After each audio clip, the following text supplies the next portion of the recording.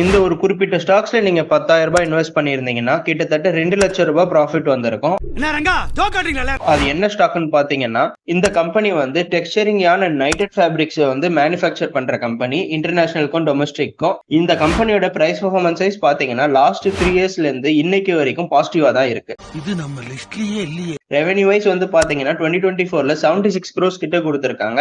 Net profit வந்து பாத்தீங்கன்னா 2024ல 153 crores கிட்ட வந்திருக்கு. ஷேர் ஹோல்டிங்ஸ் வந்து பாத்தீங்கன்னா ப்ரோமோட்டர் வந்து 57%, பப்ளிக் வந்து 42% ஹோல்ட் பண்ணிட்டு இருக்காங்க. Hey, y'all, come look at this.